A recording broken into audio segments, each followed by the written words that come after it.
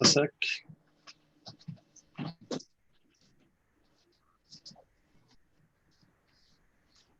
Okay, so in today's class, we are going to review the basics of the linear algebra and the probability and statistics, of course, that you need to know, the concepts that you need to know in order to be able to study the machine learning algorithms.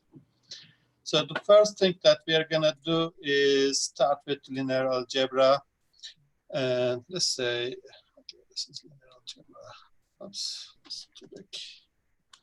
Let me just, that's better.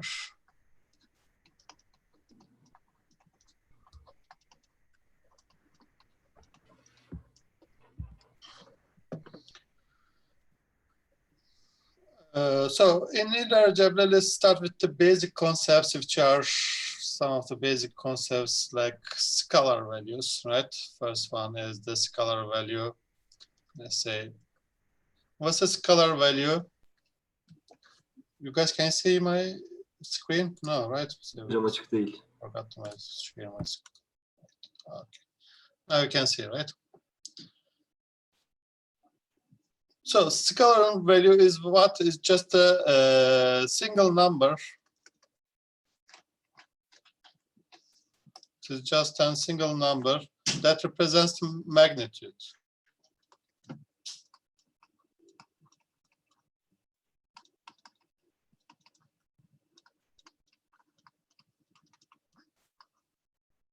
Magnitude, right?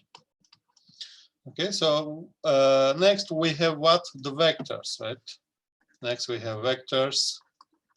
And the vectors is the set of numbers. It's the set of numbers.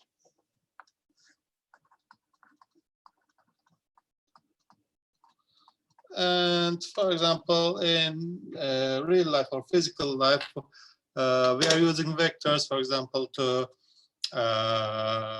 represents the direction and the magnitude of a car, for example, right? That's why we need vectors. Okay, in general, we are gonna write, okay, the single numbers, for example, if x is a single number, I'm gonna write it as just like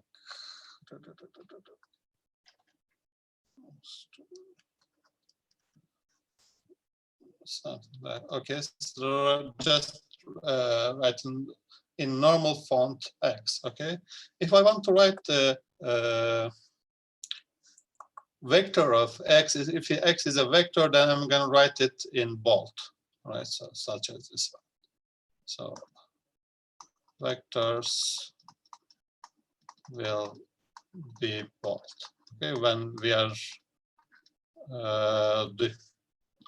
doing the notation, we're going to use the bold font for the vectors X. Okay, and next, what we have matrices, right? For that, okay, let's also find the matrices. Then we are going to go to the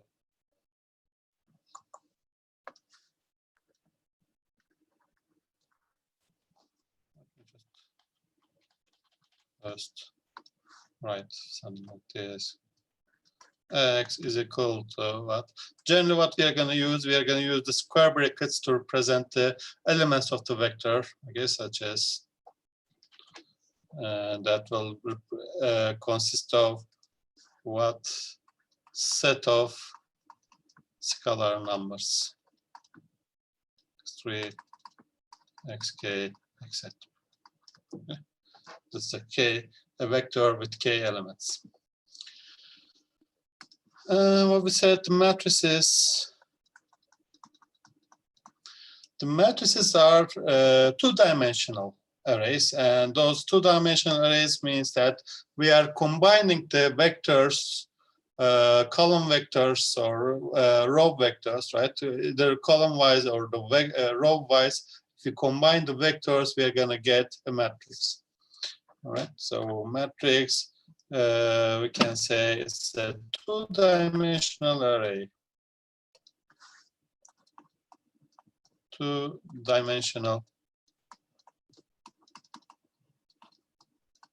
arrays are called two vectors. Okay, and generally we are going to use the vector with capital letter. Okay, so for example, let's say this is x. X is the capital X, and it's a bold letter. It will be a bold letter, and then this is equal to, let's use some scalar numbers here.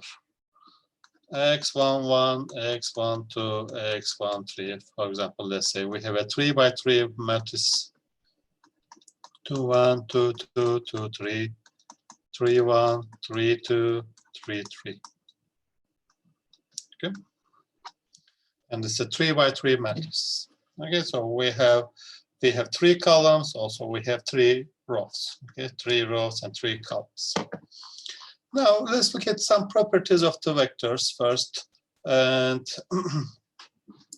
we can use the vectors as column vectors or row vectors. Okay, some can use them, or let's say, let me just write it here, vectors. Let's go back to the vectors. And if I write it in this way, for example, let's say x is equal to, this is bold, right? So this is x like this. Okay. x1, x2, blah, blah, xk. If vector is shaped like this, meaning that this is k, actually this is what we can also say, that this is a k by 1 matrix, right? Because we have only 1 column but k rows. So we can also, I mean, every vector can also represent it by matrix, because there's either 1 row or 1 column. So this is just 1 column here. So we can say that this is a column vector. The other part, and we can say, if we take the transpose of this one, right, so like this transpose, then this will be what? x1, x2, blah, blah, xk. And this is what? Now 1 by k matrix, and this is called the row vector.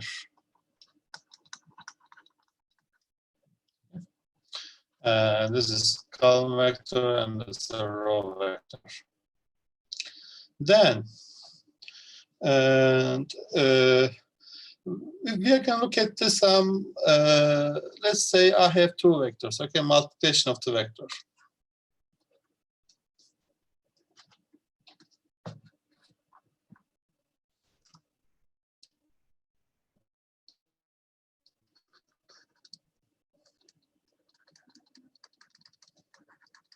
We are going to use a lot when you go to the machine learning algorithms. Most of the stuff we are going to do is multiplication of the vectors or matrices. Okay, so it's important that we learn this stuff.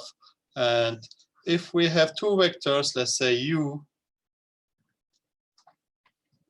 let me make it this one. Is there a shortcut for this one? No, I guess. U is equal to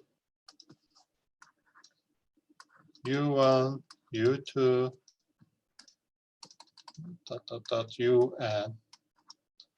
And we also, let's say we have another vector v, v1, v2, vn. Right? So this is v. We have 2 vectors with u and v. Right? So the concept is, just not here.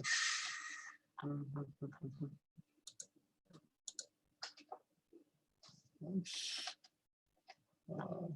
This, I think it would be better if I use PowerPoint, maybe.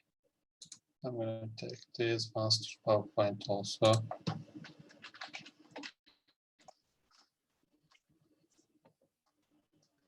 don't worry, I'm gonna copy the other stuff also in the PowerPoint. Just for now, let's go with here so we don't lose time.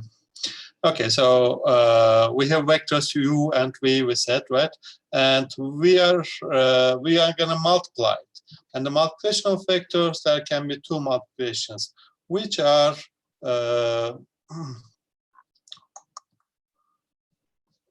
that the, for example, inner product. Okay, this one.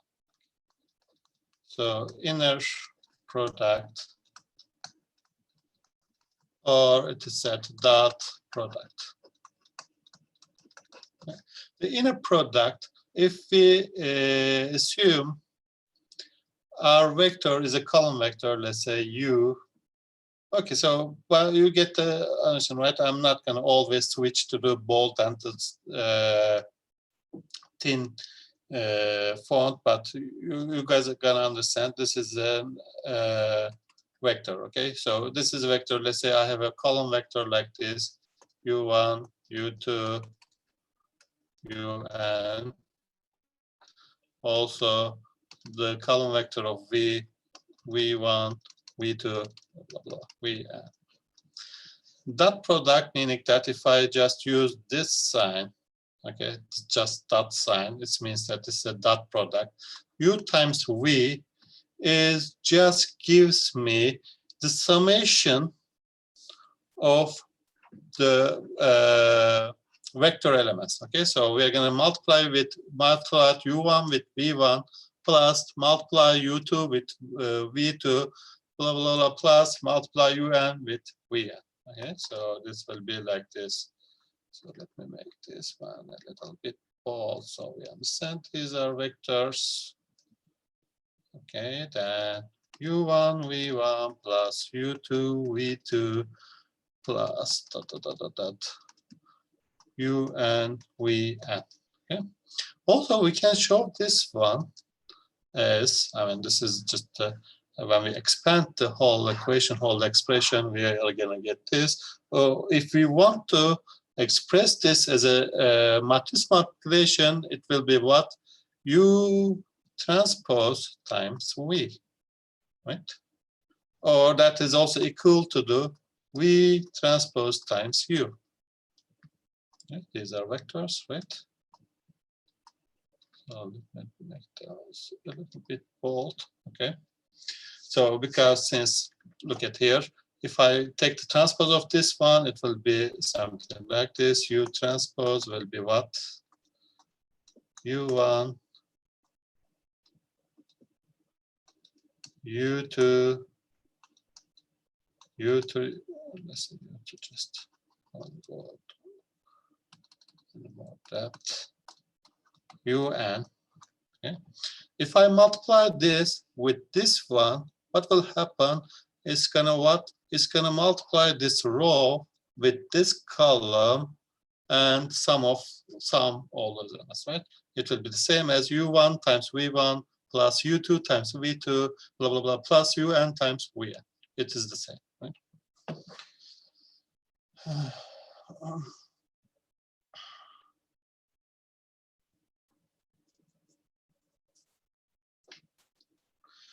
Okay, so next let's go to the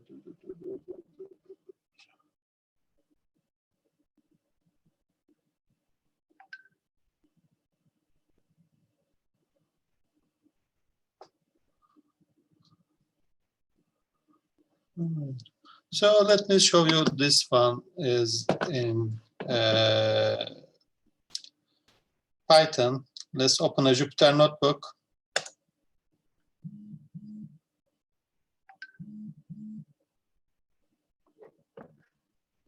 Let me just open a Jupyter notebook. Just give me a few seconds.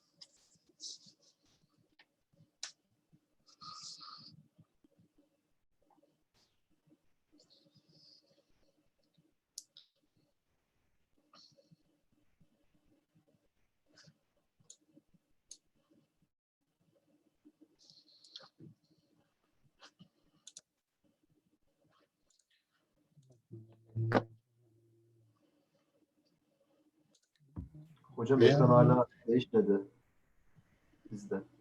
Can question? Ekran değişmedi hocam, hala biz aynı ekrandayız da. Just a second, it's still opening. Okay, now it's. All right, let me change the name also so I can share with you guys. Review, let's say, review of linear algebra and revolted.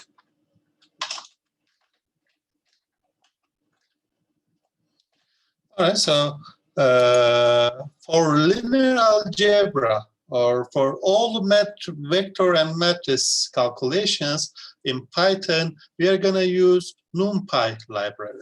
Okay, it's the NumPy library that allows us to all do vector and matrix calculations. Let's say just import library, import NumPy as MP. Okay, this is gonna import NumPy library. Then we can just create some vectors. Let me create some random vectors, let's say. And I can do this by using, let's say, u is equal to mp dot in NumPy library. There's a random module, and in random module we have rand int. Yep, this is rand int function. Rand int function. It generates random numbers between specified numbers. Like we are going to specify the numbers. For example, I'm going to specify between 0 and 10. I'm just going to say that. And in a tuple, we are going to give the size of the vector. So we want this one. Let's say it's just a vector. If we want to use just a vector, we are going to give just one dimension. And I'm going to say I want to create a vector with 5 elements. So in tuple, we are doing this. So it means that we are entering a tuple. First element or the first dimension is 5 elements. So we are generating a vector of 5, okay, size 5. And we are not adding any other dimensions to this vector, okay? So this means that we are just creating a vector u with 5 elements. Let us print u so you can see better what it is. So you can see that we just created some random numbers between 0 and 10, okay, with the size of 5. Okay? I'm going to do the same for the v vector. Just copy and paste it. If you guys have Python, you can use this one. So we have v also here.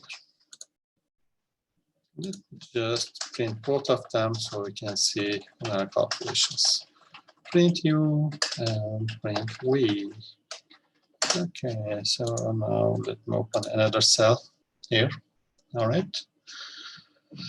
Okay, so if you want to do a dot product or any product of these 2 vectors, we can do it in 2 different ways. For example, if we just say u times v, what is it gonna do in NumPy? All the vector and matrix multiplications or any arithmetic operators between 2 vectors or 2 matrices is element-wise, meaning that we are multiplying the first element of u with the first element of v. Also, we are multiplying the second element of u and second element of v. So the result will be the same size of these vectors, with just each element is multiplied with the other. Okay, so we have an array of, again, you can see 5. Let me just say print, it will print here. Okay, so here, yeah. So 9 times 4, 36, 4 times 7, 28, and so on. Okay? So we are doing all the multiplication or all the operations element-wise. So if you want to do dot product, what was that product? That product means that 9 times 4 plus 4 times 7 plus 7 times 1, and so on, right? So what I need to do is I just need to sum all these elements also. Then what I'm going to say, mp.sum. This is the function, NumPy's function that sums all the elements in a vector. Okay, so here I'm going to create the vectors by multiplication of those all the elements. Then I'm going to sum all those multiplications, which will give me y75. This is the first way. All right, so let me write.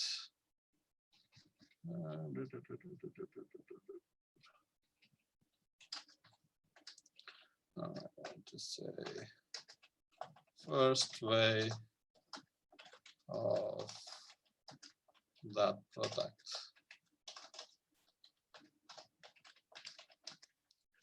U times V. Okay, and the second way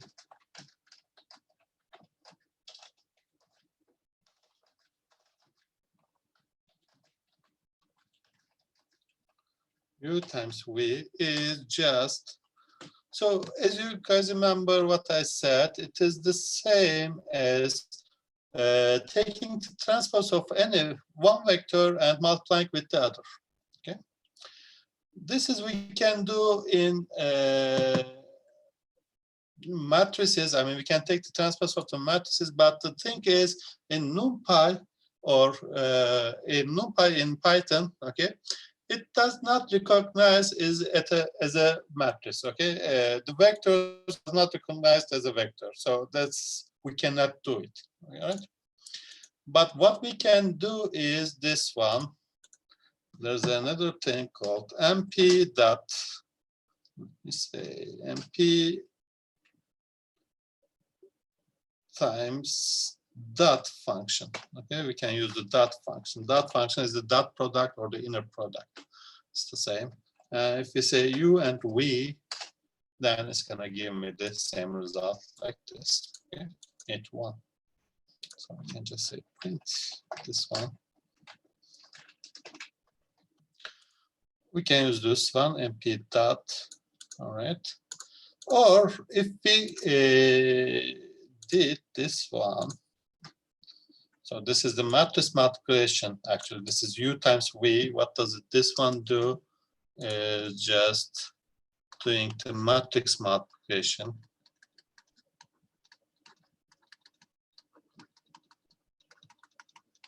Okay, so the matrix multiplication of U, V, if the elements are equal, then what does this one do? Actually, this one does exactly the same thing. If these two are vectors, this is equal to the U transpose times V. Okay, so if these two are vectors, not matrices, then what does it do? The NumPy dot function is just multiplies all the elements, then sum them up.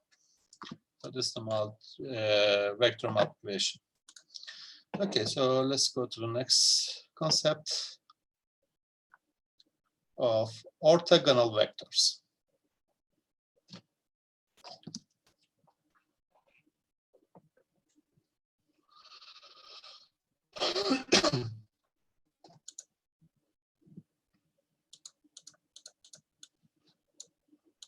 Oops. Just use this part.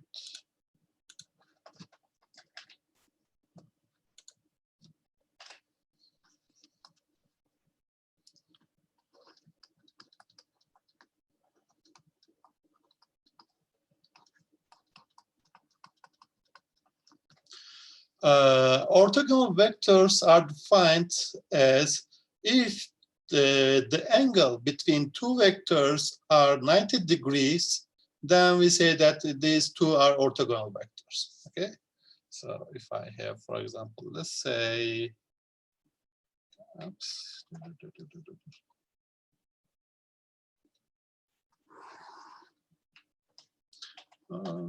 Better, what I can do is just one.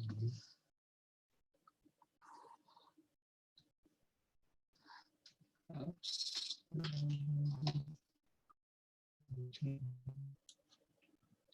Bring those lines.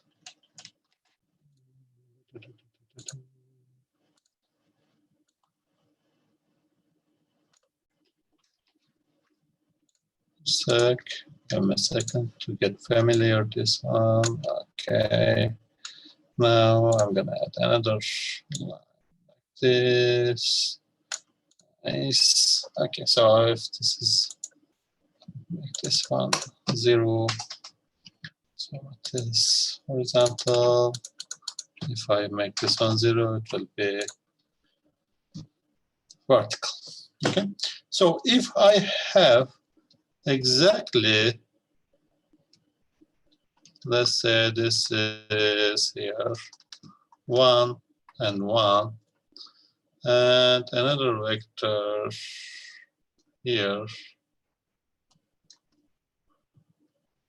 -1 and 1. Okay, this is 1 and 1.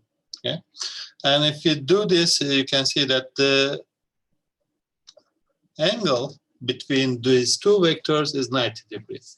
So we can say that if this is x and this is y, x and y are orthogonal.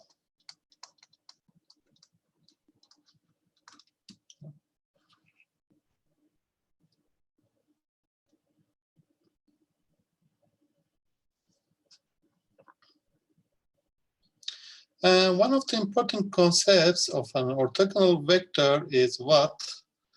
The dot product x and y will be what? You guys remember? What's the dot product of two orthogonal vectors? 0. 0. This is what, Karen?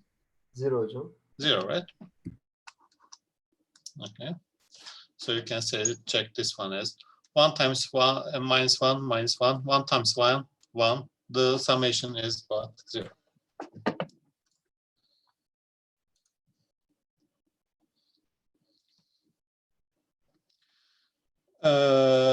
So another thing that we are gonna see, or let's say,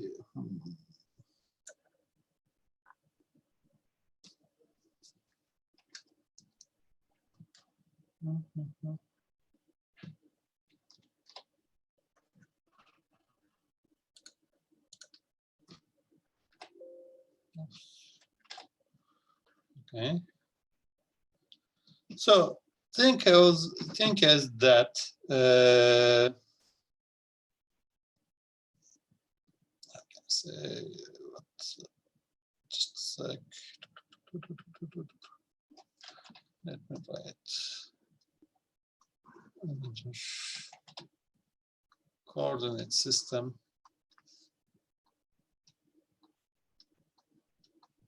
Yep.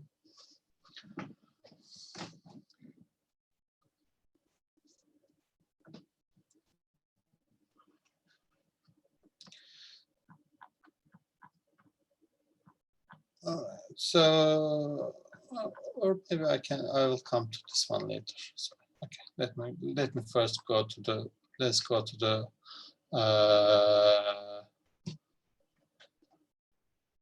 I'll come this to basis to later. We're going to deal this one with later. Okay. Okay. So let me define, for example, we are going to need this one also, the linear functions.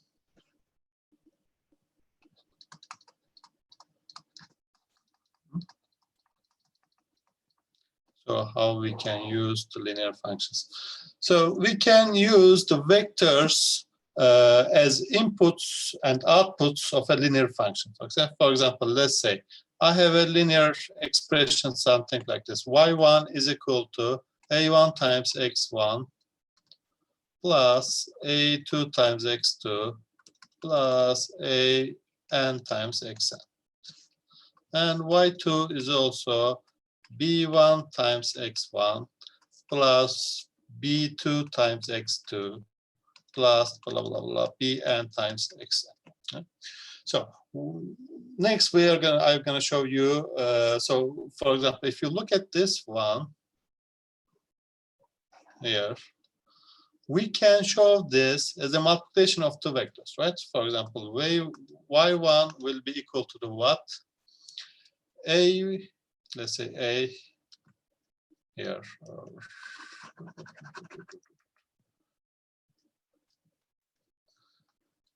Let's say, let me make it a little bit bold. A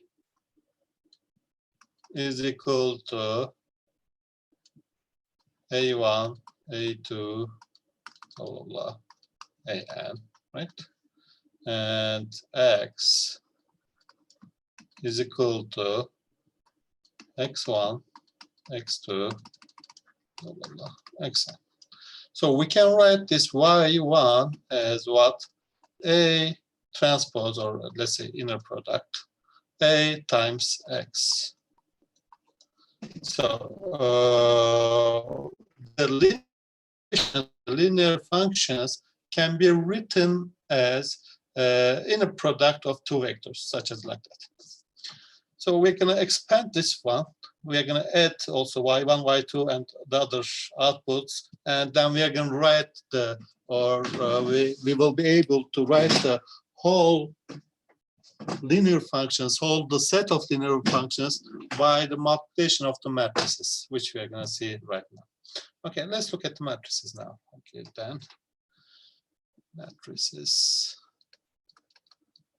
As we said, the matrices are defined as the set of row vectors or set of column vectors, and we generally represent the matrix variable or the name with the capital letter. Okay, let's say M. I have a matrix of M, and M is equal to what? M11, M12, blah blah blah, M1K, or M21, M22, M2K. Go to here, MN1, MN2, blah blah blah, M and K. Right? So this is M by K matrix. And so first, let's get what we can do with the matrices. The matrix we can take the transpose of a matrix, right? So the transpose of a matrix was what? I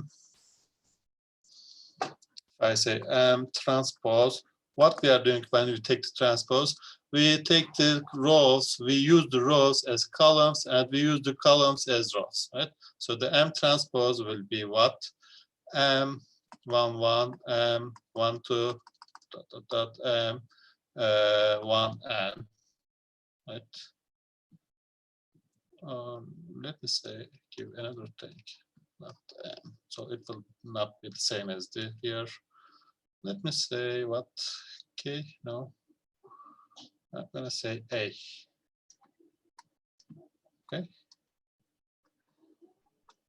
And here A, 21, A22, A2, and again here A, K1, A, K2, A, Kn. The M transpose becomes what? K times M. Like this. So for the M transpose,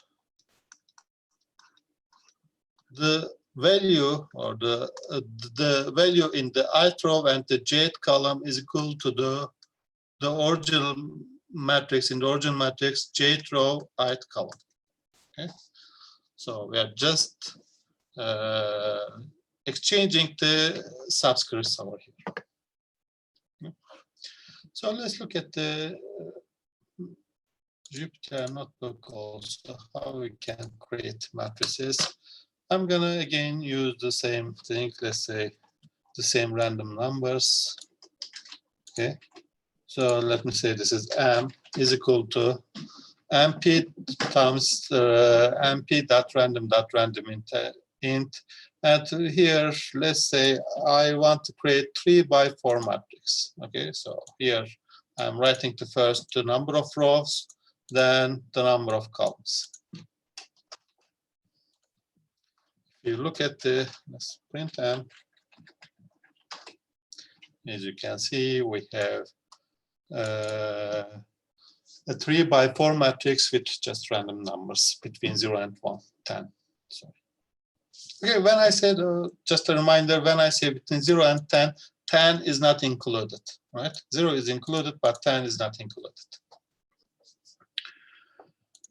Okay, so this is the matrix. Let's look at the transpose of it, right? So if you want to get the transpose of a matrix, what we do is mp dot transpose, right? So from NumPy library, we are just using the transpose function of m, right? So if I just take the transpose, you can see that we are just what? This is 3x4 matrix, and this is 4x3 matrix. Becomes 4x3 matrix. All right. So another important concept in matrices is the identity matrix. Identity matrix is what? Is nothing but, let's say, identity matrix. Generally, represent this one with capital I. That is equal to once on the rows, diagonal. Okay.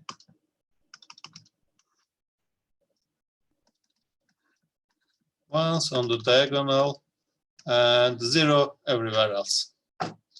So identity matrices are always square matrices, means that if there is the same number of rows and the same number of columns, so if there's n number of rows and there's n number of columns, so that's why we call this identity. And the diagonal is 1, then the other were, all the others are 0. Okay. So if we multiply some matrix, okay, let's say M is a sum matrix, I'm going to put it here. M times I, this is a matrix multiplication, right? You guys remember the matrix multiplication. The M times I is equal to the what? The matrix itself. Or I times M is equal to the what? The matrix itself. Okay. So the identity matrix is just like 1 in scalar numbers. Okay. And the inverse matrix, inverse of a matrix is the matrix that satisfies the following condition. Let's say if A, we have a matrix of A, we have matrix A inverse is the inverse of matrix A if and only if A times A inverse is equal to identity matrix, also A interchangeably A inverse times A is also identity matrix. So let's look at it.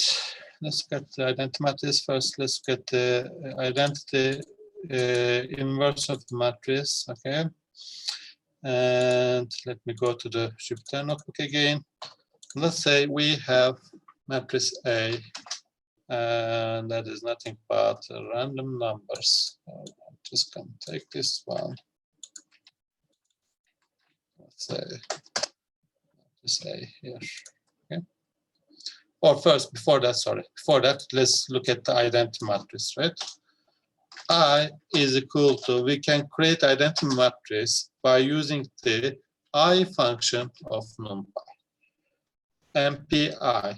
And here I'm just going to give one number because what we said, it was a square matrix. So if I just enter 5, it means that it's going to create 5 by 5 matrix with the diagonals equal to the 1 and the 0 others everywhere else. Print I, let's say, okay, print I. As you can see, we have 1s in the diagonal and 0 everywhere else. Here you can see that the default data type for I is the float value. It's a float. It means that there's it's a real number, right? 1.000, like something like that. It's not an integer. So if you want to make it integer, we can just say D type, data type is equal to what? Integer. I want to create a matrix with integers, so I can get the integer value like this. Right? So now let me create and let's say this M. Okay, let's stick with the M. So we want to take the inverse of an M, but in order to take an inverse of a matrix, first it needs to be what? It needs to be a square matrix, right? So the number of columns and the number of rows should be equal. And I'm going to make this 5 by 5. Okay, so we have a square matrix 5 by 5. Now I'm going to take the inverse of it. The inverse of it can be we can take the inverse of a matrix by using the NumPy library. And in NumPy library, we have linear algebra module. And in the linear algebra module, we have inverse function. Inverse function of M, you can see if the determinant is the greater than 0, then we can take the inverse. Okay. So if you look at it, we find the inverse of the value like this. I'm going to call this one M inverse. This is M inverse. Then what I want to do is I want to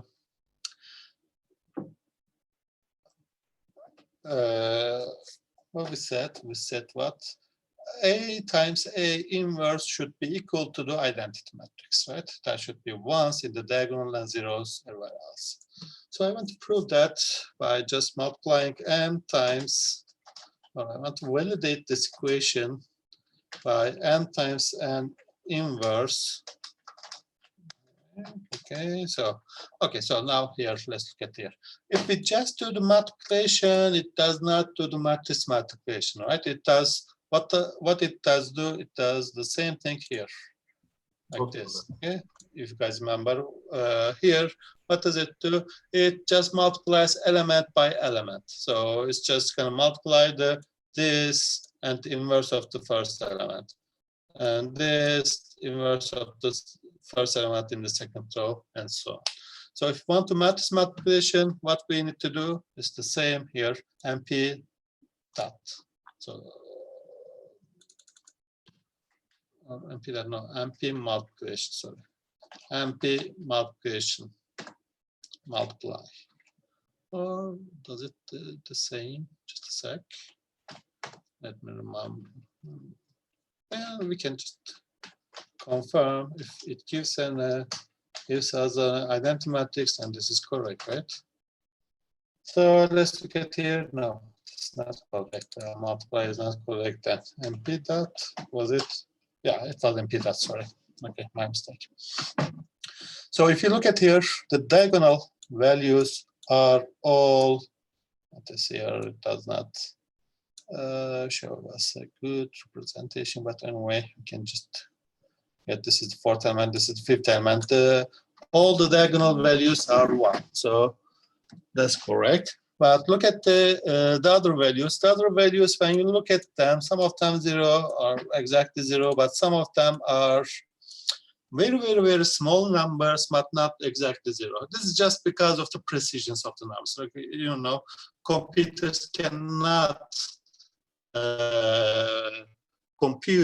cannot calculate with infinite precision. There is a limited precision in the computer, so we can have these precision errors, right?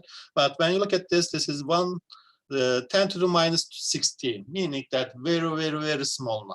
So we can just ignore it and say it is 0, okay? So this identity matrix is fine.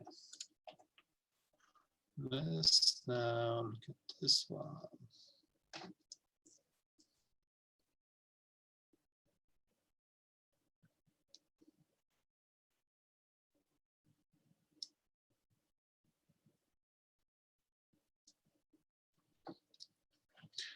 Okay, so now I'm gonna give small break. Then we're gonna come back with an example. Hocam aradan önce bir şey sorabilir miyim ben? Sure. Go ahead. Dot product hocam sıra sıra aynı row ve şeyleri çarpmıyor muydu, kolumları? Yani normalde matris çarpımı yaparken daha farklı yapıyorduk diye hatırlıyorum da ben. No, the dot product is to matrix multiplication. If you are in doubt, we can always check the documentation. Okay, let's check the documentation. So sometimes you cannot memorize all the functions always, but what you can do is just if you know what function. Okay, so you can go to Google. np dot. Okay, let's look at the numpy dot function. Dot product of two arrays is just this one. Let me see if there's a matrix one. If both A and B are 2Ds, it's a matrix multiplication. You can see that, right? Okay. If A and B are 2Ds, if A and B are 1D arrays, then it's an inner product, as we showed. But if A and B are 2D arrays, meaning matrices, then it's a matrix multiplication. But we can use also matmul. Okay, numpy matrix. Okay, we can also use this one, right? Same. Probably it's also calling the same function. So np.matmul does the same thing. Let me just, it's matrix multiplication. As you can see, it's doing the same thing. Okay. Any questions? Will you upload the courses on YouTube? All right, Kutay. I haven't, but I might be. I think I can download the. I'm recording this one, right? Let me Yes, check. you are recording. I'm recording right now, right? So let me make sure. Stop share. Yeah, I am recording. So I'm gonna download the video and put it on YouTube. Okay. Nice, thank you. Hocam So, Jupyter Notebook yükleyecek okay. misiniz? Say again. Jupyter Notebook'ları yükleyecek misiniz Sure, Nino? sure. I'll also upload all the files we have done to Ninova. Tamam, teşekkürler.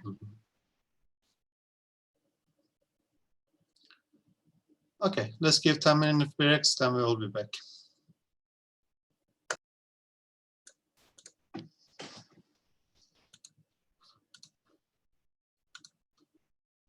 All right, so okay, just a sec.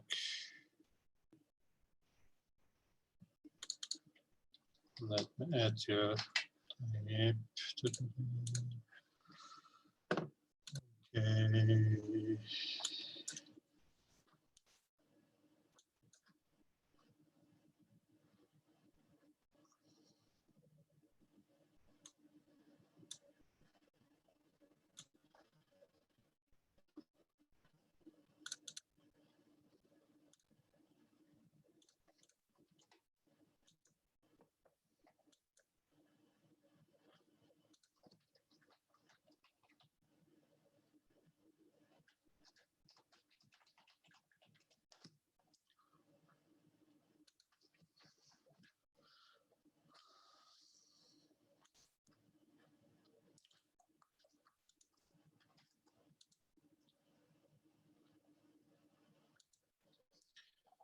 Okay, so now let's do a small example. You guys can hear me, right? Yes. Just Yes. let me see. I'm still recording also. Let me make sure. I'm still recording. Okay. So let's say we have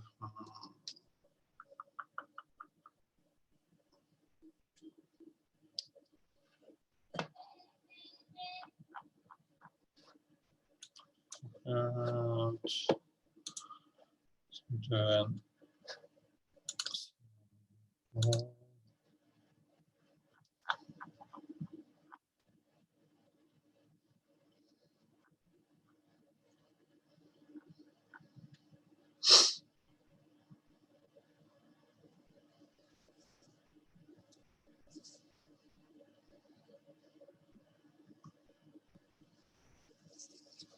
let's say we have this set of equations.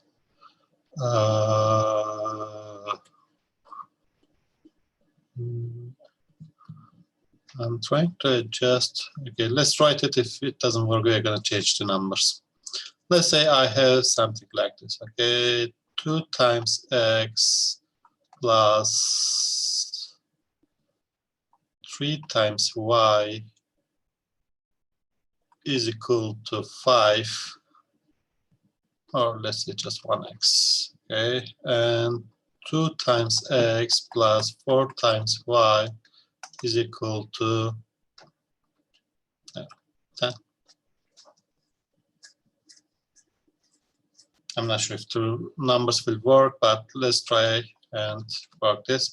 So what I want you to do is first try to write this expression or linear equations as a matrix representation. Okay, so I want you to write the coefficients as a matrix, then x and y is they are variables, and these are the right hand side of the equation.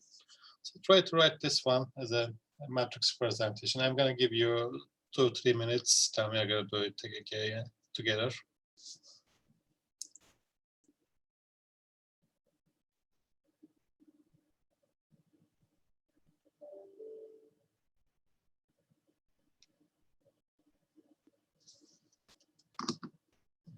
I'll give you a few minutes.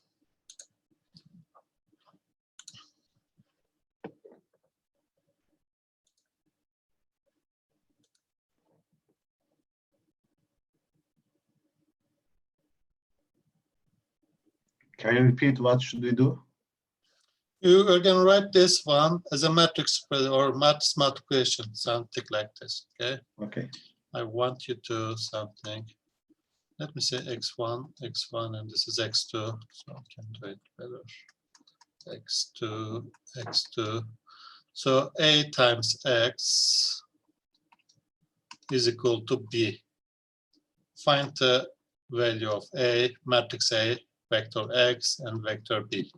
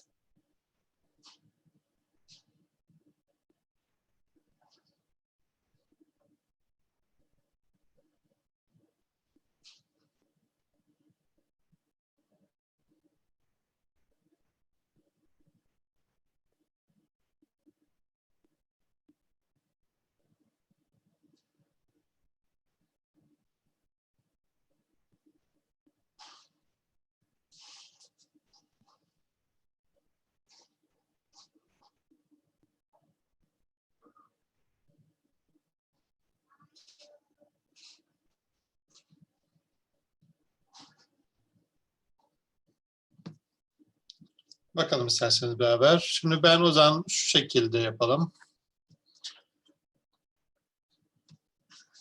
Şurada diyelim ki A maddesimiz, değil mi? Şurası A maddesi, şuradaki şeyler olacaktır. Ne derler? Değişkenlerin katsayıları olacaktır. 1, 3, 2, 4. X maddesini X vektöründe şu şekilde yazarsam ben X1, X2,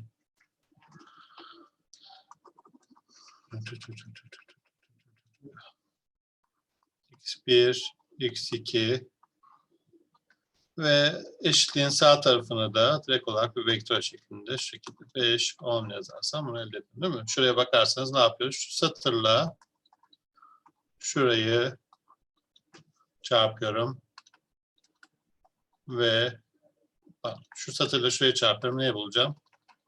5 hocam, değil mi? X1 artı 3x2 eşittir 5.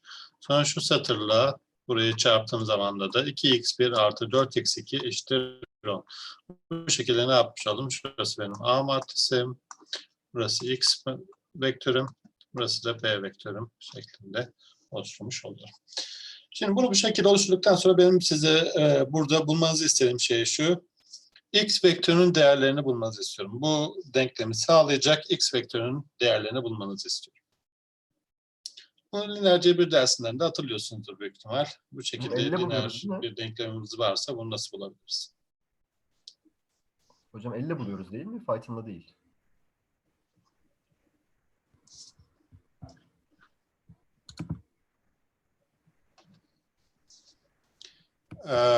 Do you guys still have Python? If you guys have Python, you can just az önce Türkçe mi anlattım? Aklıma getirdim. So let me repeat this one, okay? So what we want is to represent this set of equations as a matrix equation, okay? So we have a matrix A and a vectors X and B. So if I just use the coefficients for matrix A, I will have matrix A something like this, right? 1, 3, 2, 4. And the vector of X, if I multiply this, the matrix A and vector of X, we can just, multiply this row with this column, okay? 1 times x1 plus 3 times x2 is equal to 5. Then 2 times x1 and 4 times x2 is equal to 10. Then I can just write it easily as 8 times x is equal to 3. After I set up this equation, okay, after I set up this matrix equation, what I need to do is, I want to calculate the values that satisfies this set of equation. Values of x, x1 and x2 that satisfies this set of equations. So if I have a set of equation or matrix presentation like this, can you solve it for x? Right. So using Python, can you just do this and you can tell me the numbers or tell me this result from the chat. Let me give you 1-2 minutes, okay, also. Now we are going to do it together.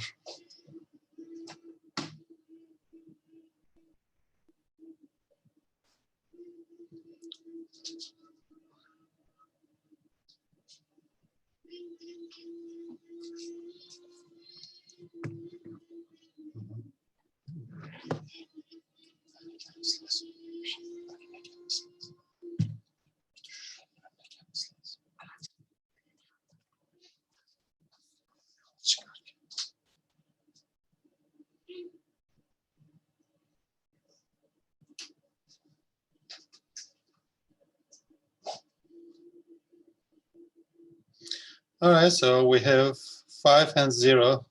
Anyone else found the result?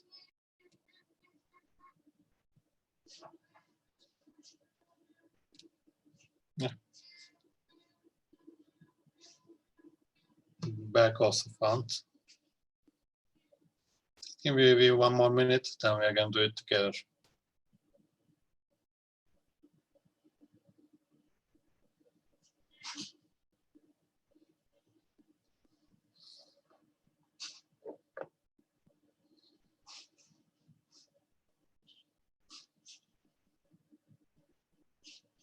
Sena also found.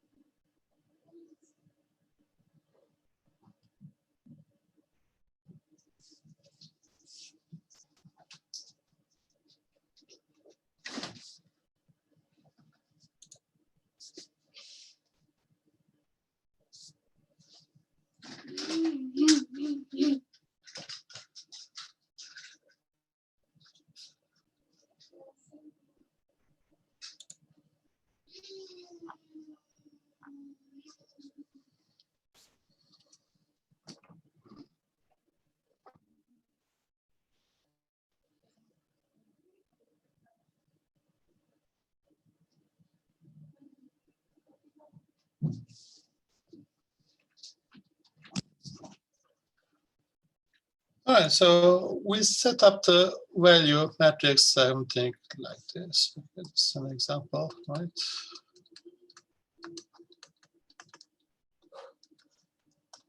So we said is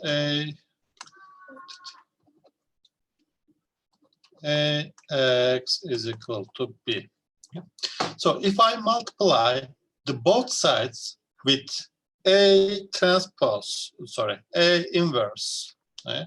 So if I multiply this one, A inverse times A times X, and this is equal to A inverse times B, then what will happen? This will result in identity matrix, and identity matrix times X will be also X, right? So it will be just X is equal to A inverse times B, right? So I can easily find the X, value of X, by just multiplying the inverse of A with column vector B. So let's try to do this, and we had, let me write it, just a sec, what is it here? Okay, let's say A is equal to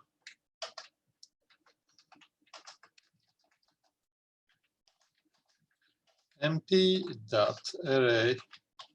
So we can manually create arrays using the NumPy array function, okay? Array function of a NumPy. And if you want to create a matrix, we need to write nested brackets, such as this. So every inside bracket will be the rows of the matrix. So this is what 1, 3, and 1 and 3, and the other one is 2, 4. Yeah, 2, 4. If you look at A, print A, let's say, you can see we just created the matrix. Next, let's create the vector B, right? Vector B is equal to, again, I'm going to create a manual array. And since B is just a vector or 1D array, we need to just use one square brackets, okay? Just like this. And B is equal to 5 and 10.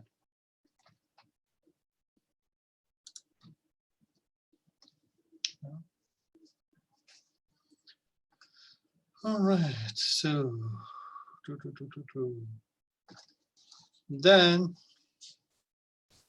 let me print B also. You can see B is like this. And X is equal to what we said, MP dot linear algebra dot inverse. This is going to take the value of inverse of matrix A. And I'm going to multiply this one with vector B, right? So for the multiplication, I can use MP dot. And I'm going to take the inverse of this one and multiply it with B. If you write print X, it will give me the values 5 and 0. All right.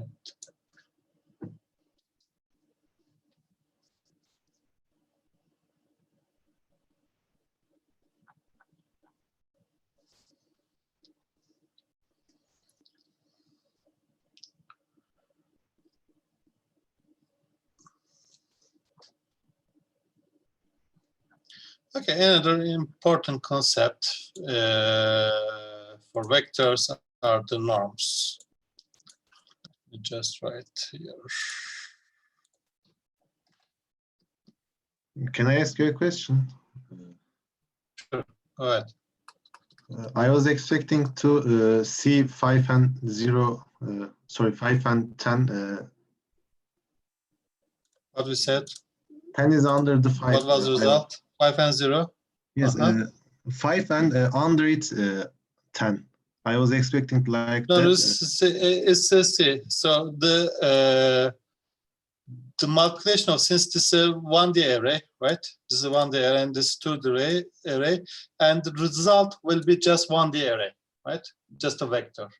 Okay, And in NumPy, vectors 24. are just row vectors. Okay, this is just always row vectors. So Okay, this doesn't have any shape. Or sorry, if you look at here, let me say, if you look at this one, x dot shape, you can see that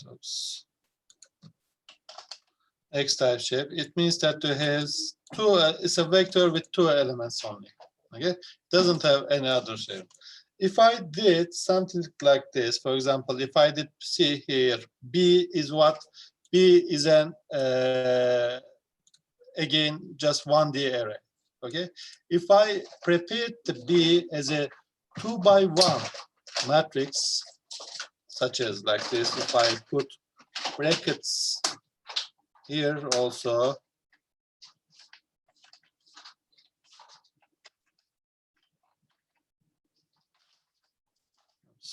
is that correct? No, one bracket is missing, right? Yes, okay, so now B is 2 by 1 matrix. Now what you're going to say is correct. So here, this will be 2 by 2 matrix, and this is 2 by 1 matrix. If I multiply them, then it will be 2 by 1 matrix, right? Because now both of them are the matrices. In the previous one of them was matrix, one of them was vector. Okay, that's why the output produced output was the vector. If I do like this, now you're going to get what you wanted. Is that understood? Yes, thank you. Thanks. So here, MP dot, or let me say, the MP dot function, if you feed one matrix and one vector, then you're going to get the output as a vector. Okay. Only if you feed or you give 2 matrices, then the output also will be matrix. So either you can do in this way or this way, it doesn't matter actually. But generally, since we are gonna want B as a vector, so then this will be better, I guess, right? Because we don't want it as a matrix, we want it as a vector. Generally, we want it as a vector, so I'm going to change it to the original thing. So if I calculate this one easier because we don't have any second dimension here, so it will be easier to access each element. All right, so the norm is, we are using the norm generally to represent or to measure the size or the magnitude of the vector. Okay, so for example, if I norm the LP norm, let's say, we're going to say LP norm, and we are going to represent this LP norm, meaning that if we have p-dimensional vector, sorry, not p-dimensional, but a vector with p elements, okay? Vector with p elements, then the norm of x in the p dimension or p space is equal to the summation of all elements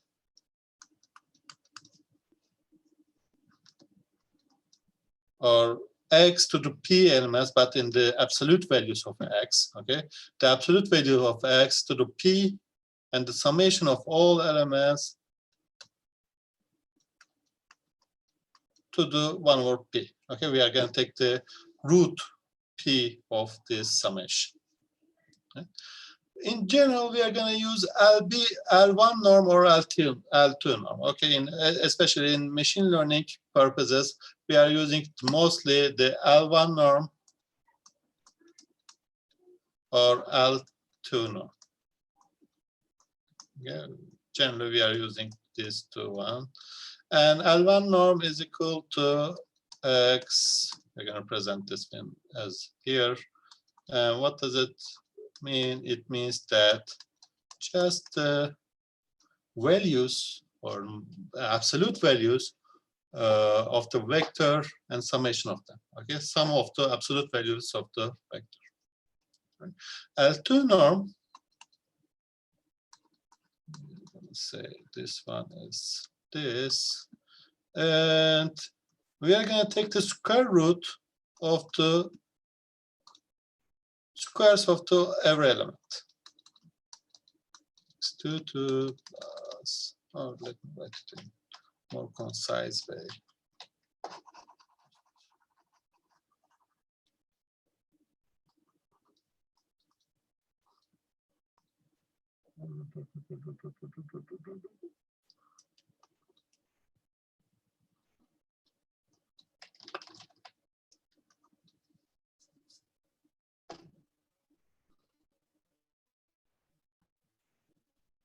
Xi square.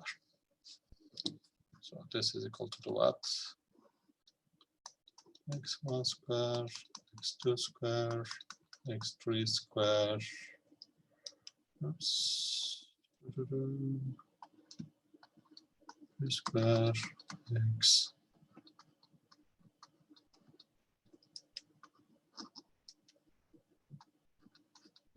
K square.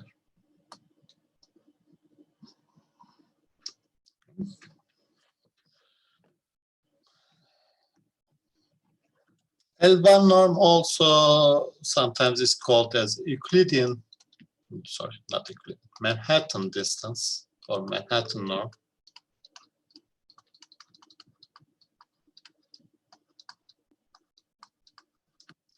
This one is called Euclidean.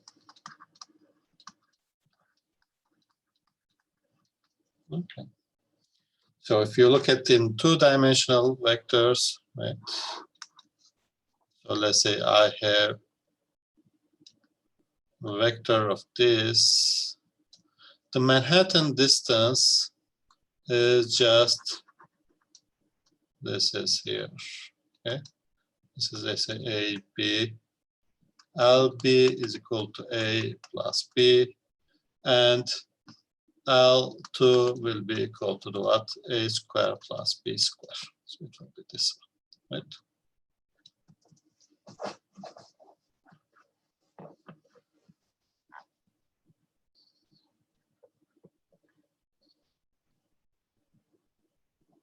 Okay. So this is it. Okay. I want to now, right.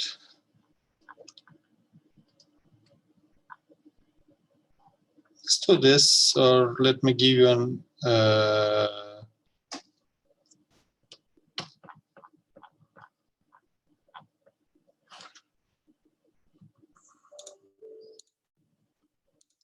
so what I want you to do is, let's say x is equal to mp dot random dot random. It's going to give you the random numbers between 0 and 1.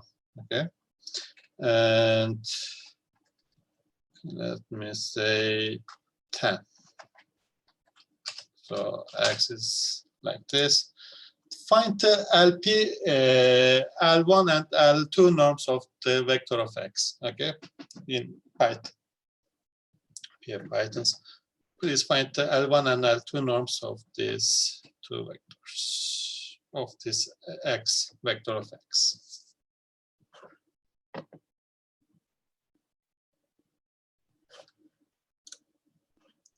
So I'll one norm this one, I'll two norm this one.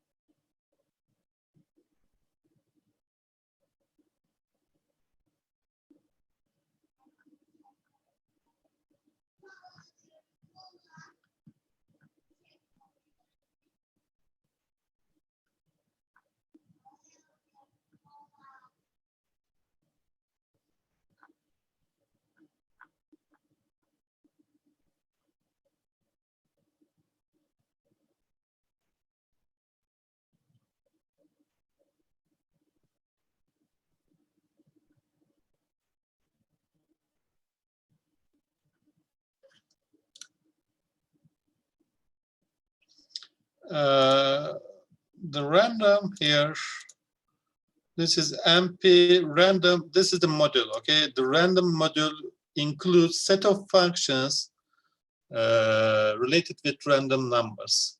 So MP.random is just a module, or it's just a set of functions, it's not a function.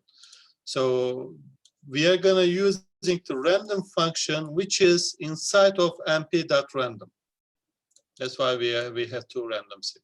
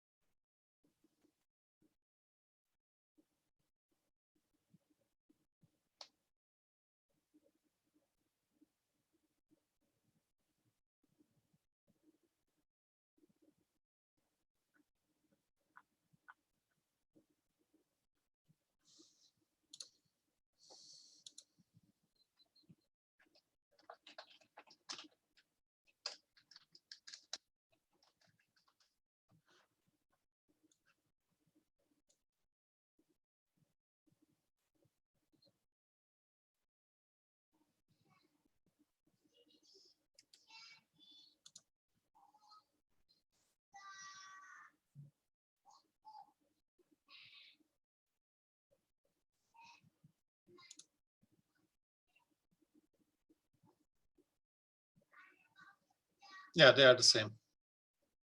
Can use both of them. X.absolute or MP.absolute values are both the same.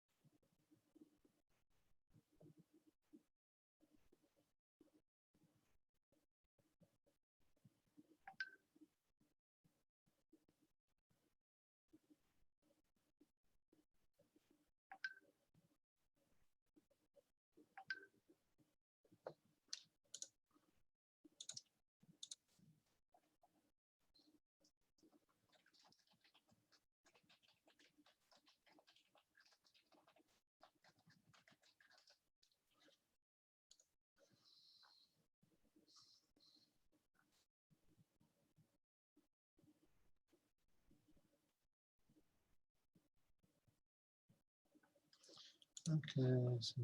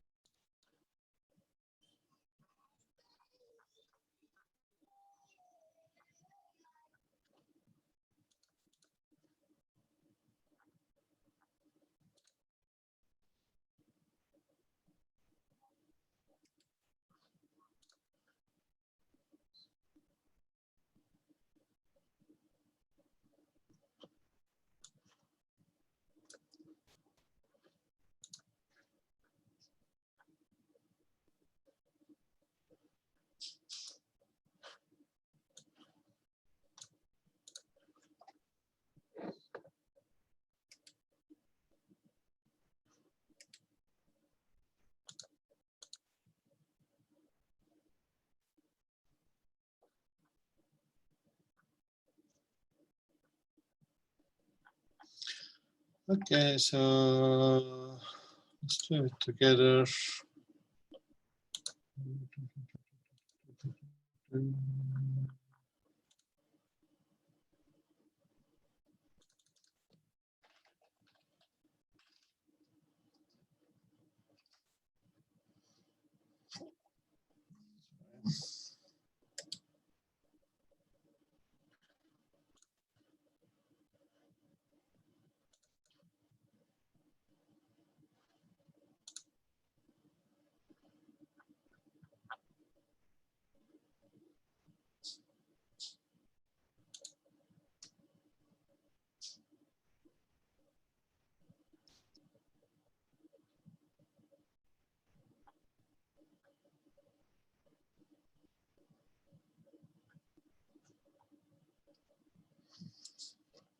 Right.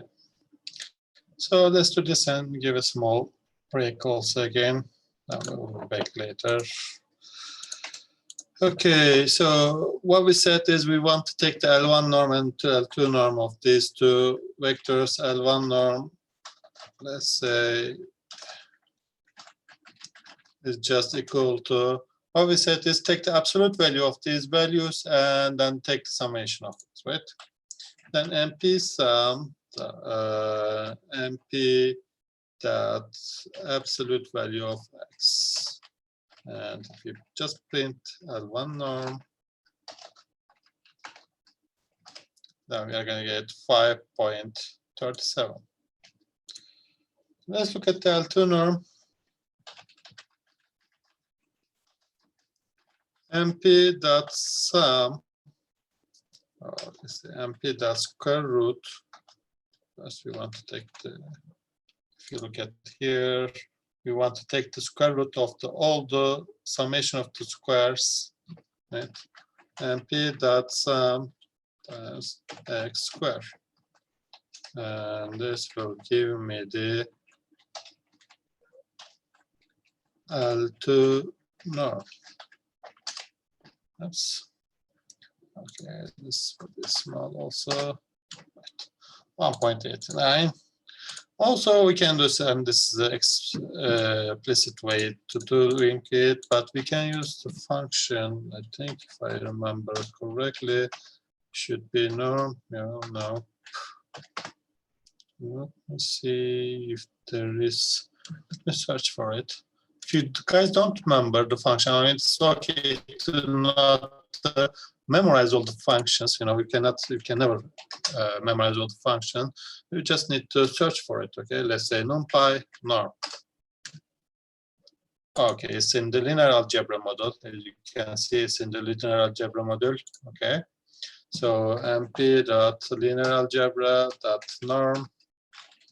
Then we are giving the vector we want to take, and if you look at the documentation, the inputs are X, the vector we want to take the norm, and the order.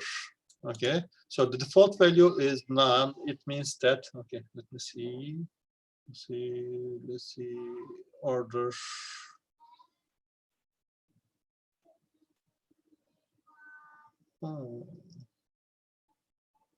So you can use these norms, okay, these type of norms. So there you can see that there are lots of different norms. And what I'm gonna do is we are gonna use the L1 norm is this one and L2 norm is this one, right? I think so. I guess so. If I remember. So let's check if it is correct. Was it or right there? Order is equal to 1. Again, so you can see we get the same number. If order is equal to 2, yeah, we get the same number. So L1, L2 norm, we can use this function as well. So let's give a 10-minute break. Also, I mean, I haven't covered actually all the linear algebra topics that we need, but as we come up to, or as we need the specific topics that you need to know, I'm going to explain before the explanation of the machine learning algorithms. But for now, let's say this is enough for linear algebra, and I'm going to mention a little bit about the probability also, then we're going to finish this class for today. Okay, so let's give 10-minute break also, then we are going to continue. Let me just pause recording. Okay. All right.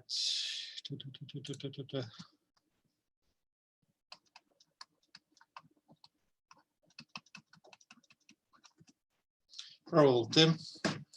So the probability is just actually we are going to use probability just to measure the uncertainty of a system in a system. Okay, so there are some uncertainties when we're doing the machine learning problems. There will be some uncertainties. What are those uncertainties? Are the data. Right? When we collect data, we cannot collect exactly the observation. There will be always some error in data. So there will be some uncertainty, or there are some inherent uncertainties in data. If you know, for example, I want to measure the temperature of a room, but I can never, ever measure the exact temperature, right? This is the result of physical uncertainty, because I cannot make a perfect machine that can measure the exact temperature. Right?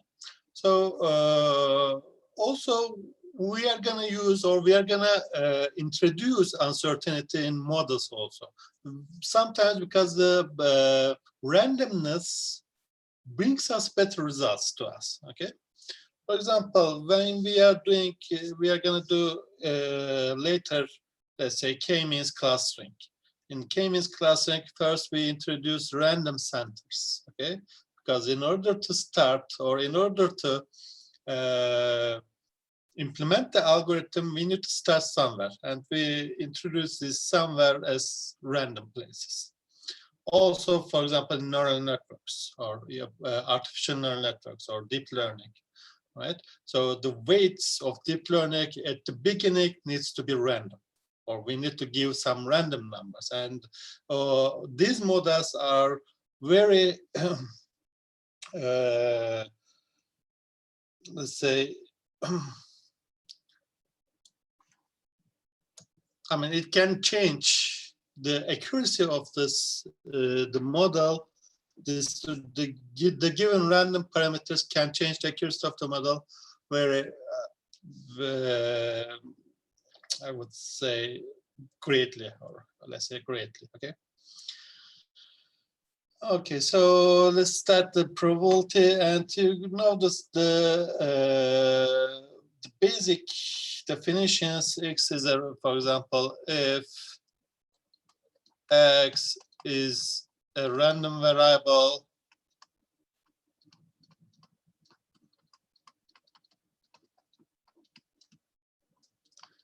P of X is the probability,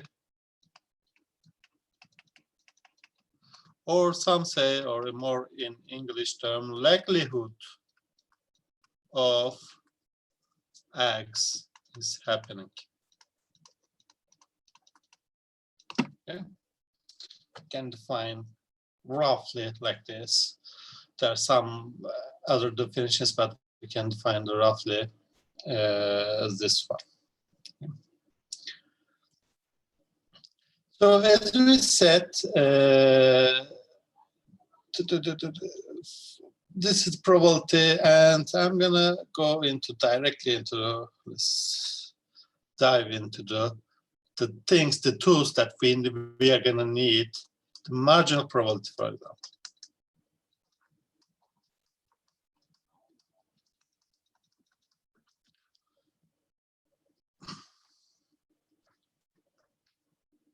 Marginal probability, but first I think we should define our for the marginal probability. I think we have to define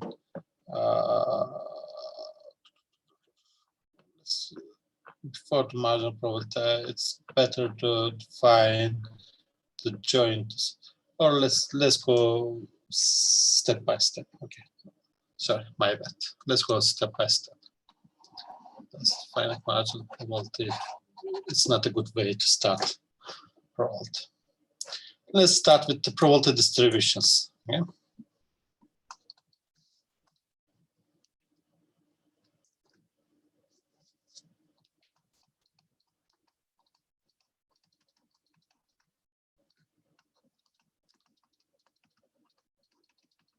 Distributions. Probability distribution, or let's say a probability distribution,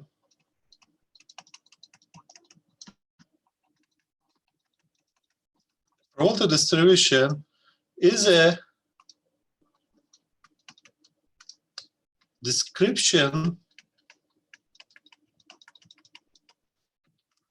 of the outcome of a random experiment.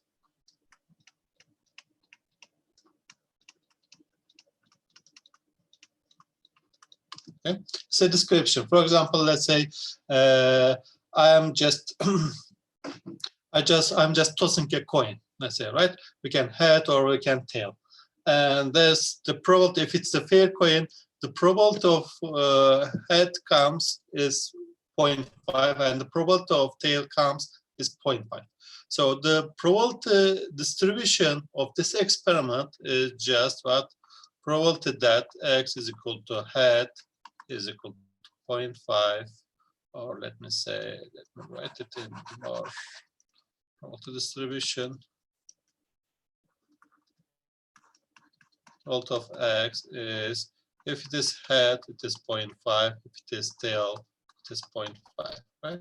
This is the probability distribution of tossing a coin experiment. Right? And the probability distribution of, for example, rolling a dice, right? Then the probability of distribution for rolling a dice, probability of x is equal to what? If we can get numbers from 1 to 6, right? And if it's a fair dice, then all the probabilities will be equal. Then probability of getting 1 is 1 over 6. Probability of getting 2 is again 1 over 6. Getting 3 is 1 over 6. 4 is 1 over 6. 5 is 1 over 6, and 6 is 1 over 6, right? So the major, the rule for, or the definition of the distribution says that probability of x, or each probability of x should be equal to 0. Okay, should be equal to 0, and the summation of all the probabilities should be equal to 1. Okay, that's the major definition of the in a probability distribution. All right, so if it is a discrete, the random variable x here, random variable x is a discrete value, right? It can be take 1, 2, 3, 4, 5, and 6, just only 6 values. And since it's just taking the 6 values, it's a discrete distribution.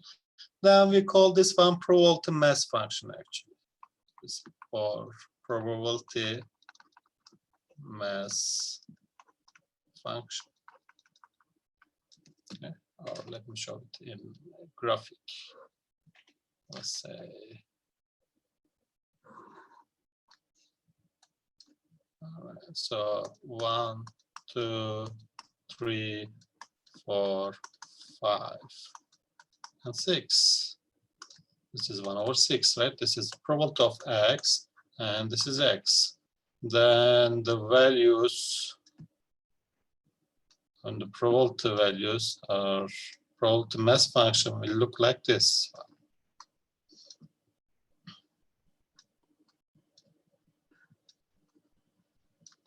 Okay. Our value, right? This is a discrete distribution. Discrete distribution. And it's called probability mass function.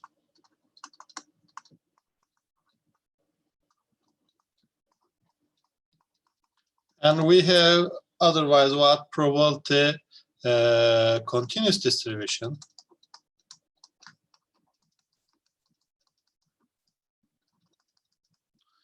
And this is what we have now. We can take any real values, okay, between some, okay. The x can take any real values, not just some finite number, because in, for example, tossing a dice experiment, we have finite number of outcomes, okay.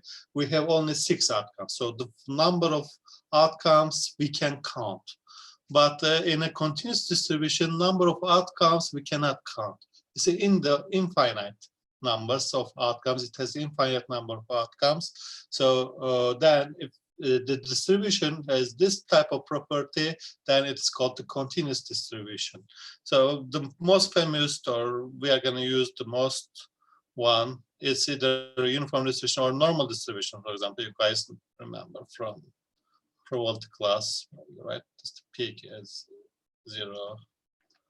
Okay, let me draw it a little bit better. Nope.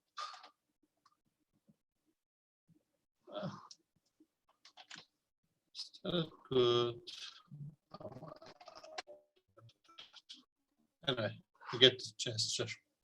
So we can take any number, any point in this x-axis, right? And now continuous discrete distribution, we are gonna let's say denote this value with the f function.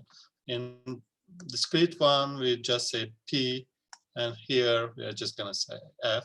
And this is not probability anymore; it's actually density function. Density function. And in density function, again, and this one, probability density function, let's say probability density function. Again, all the fx values should be equal to greater than or 0. And now the sum becomes the integral, right? Integration of fx with respect to x should be equal to what? 1. This is the continuous distribution. And in the continuous distribution, you need to remember, we cannot get the probability of a single point, right? They say this is 0. This is it's a normal distribution. What if I ask you that, what's the probability that x is equal to 0? What do you guys think? What's the probability that x is equal to 0? If 0. x follows a normal distribution?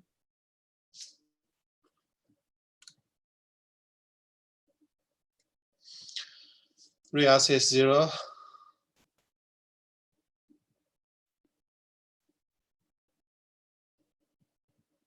Is it the y value or X value hocam. think about it? Okay, what we said, the output, or sorry, I'm sorry. The random variable, we can have infinite number of outcomes, right here. We have infinite number of outcomes. And I'm asking you if one outcome is happening out of this infinite number of outcomes, right? So it is actually, if this is a uniform distribution, it will be what? 1 over infinite. So it will be what then? 0, right? So probability of x is exactly 0, is just 0. So theoretically, actually nothing can happen, all right?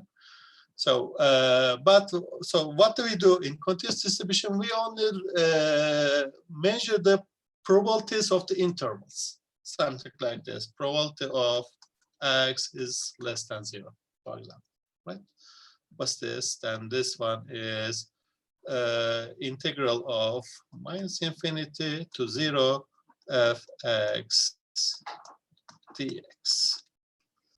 Okay.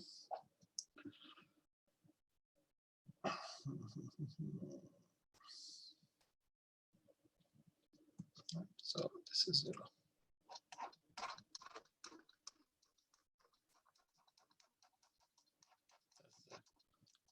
And this is what this is it. This is what is it.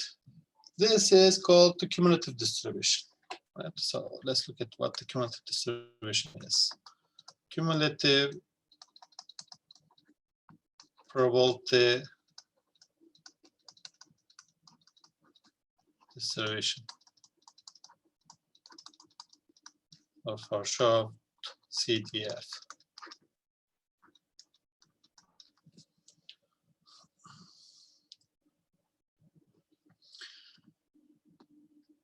Cumulative probability distribution, CDF, means that is the probability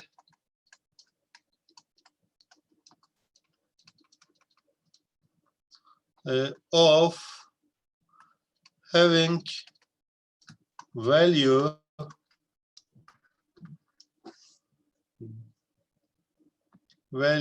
less than or equal to x.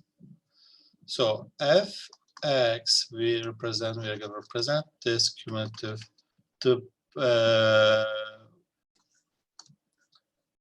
the probability density will not represented as small fx, and the cumulative density function we are going to say with capital F, fx. Okay. So fx is equal to probability that the random variable x is less than some specified value of x. Okay. So for example, in our example, what I said, let's say I have a continuous distribution like this, and this is the value of x. F of x is just the area under this curve. Okay, from -infinity to the x.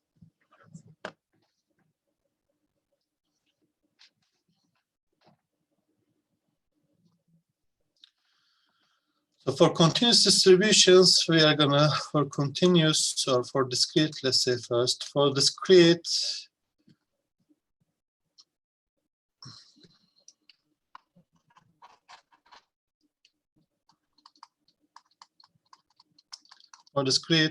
f of x, capital F,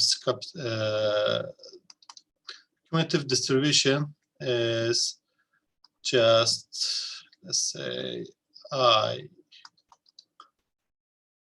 or let's say x. Since it's a countable number, we can use the summation function. X is equal to -infinity, say t. T -infinity to some value of x, p of t. Okay. And for continuous, f of x is equal to, this time the integral from -infinity to the value of x, f of t dt.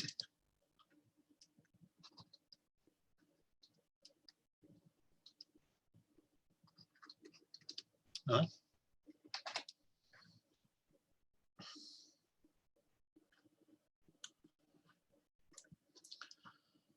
Joint distribution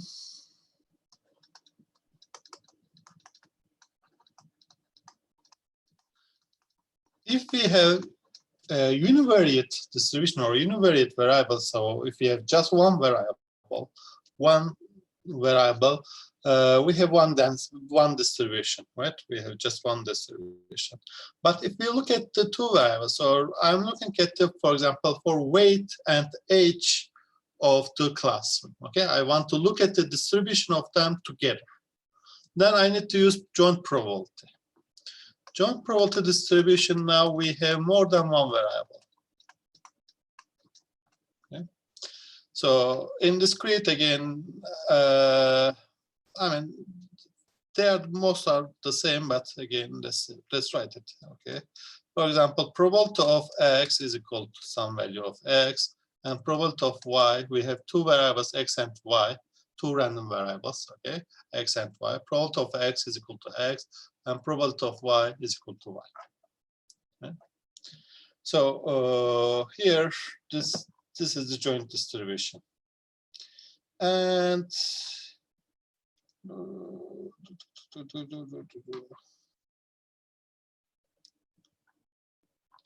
for the joint distribution, let me see.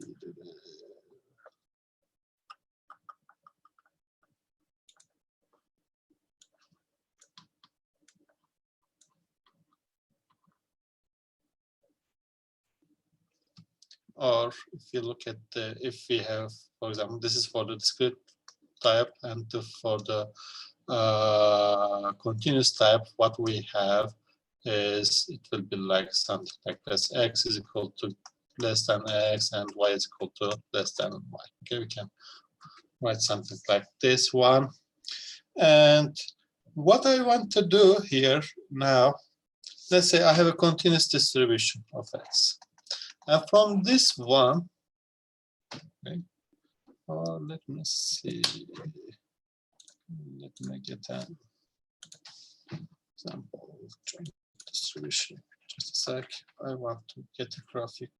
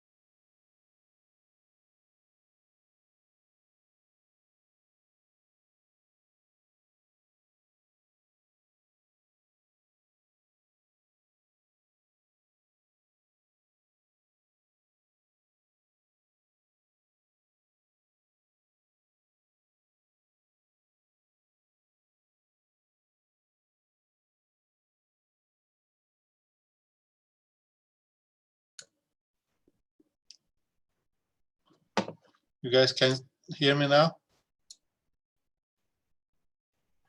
Yes. Where was I left? Where was I? Where did it go mute? I didn't realize. I think the right Huh? picture. Say again, Kutay? You were creating the right picture last time I hear Oh, you. this one. Okay. Yes. Okay. So no. Okay. I'm gonna explain it together. Okay. So here now, look at here. So we have a value of x and value of y, right? Two variables, x and y here. Here. This x variable and this y variable, and both of them has their own distributions. You can see that this is distribution of y, right, and this is distribution of x. If I join them, if I look at them together, their distributions together, I'm gonna get a distribution something like this. Here. Okay. I'm going to get a distribution something like this.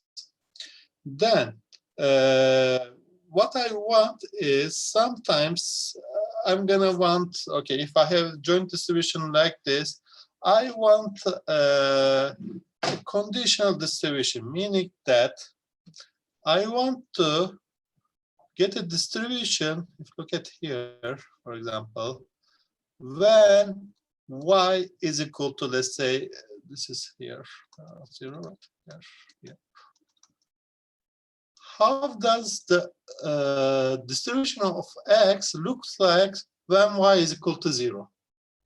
Okay, so I have, for example, I will have a distribution. When y is equal to 0, the x will look like this. The distribution of x will look like this. Okay? This is called the conditional distribution.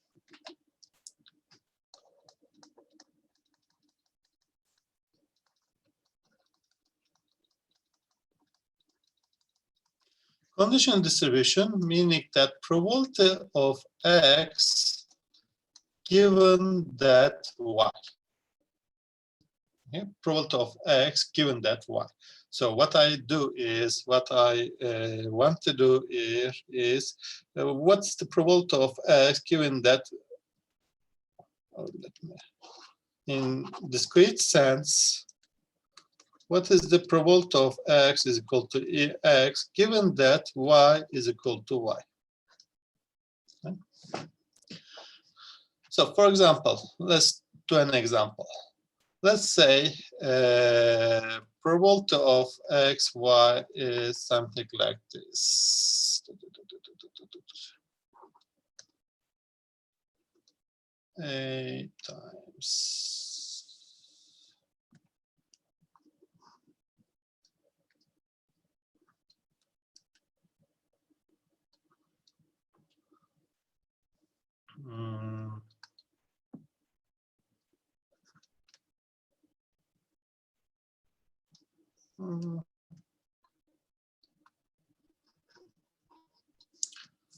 find a better example.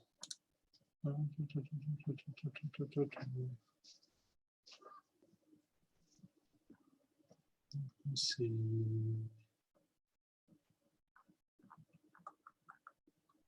Good example.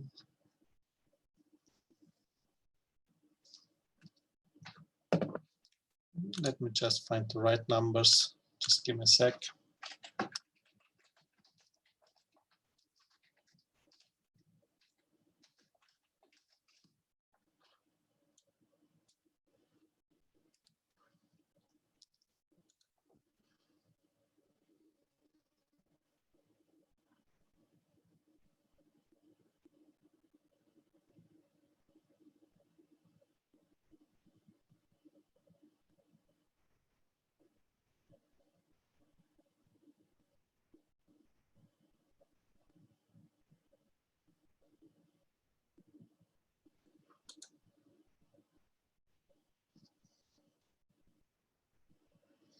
Okay, so let's do this example. So we're gonna understand better.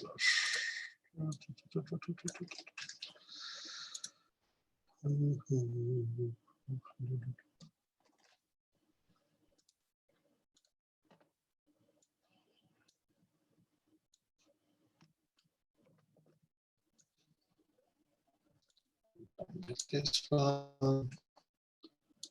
Okay. All right, so we toss a fair coin 3 times, okay? We are tossing a fair coin 3 times and record the sequence of the heads and tails. So the only outcomes are the heads and tails.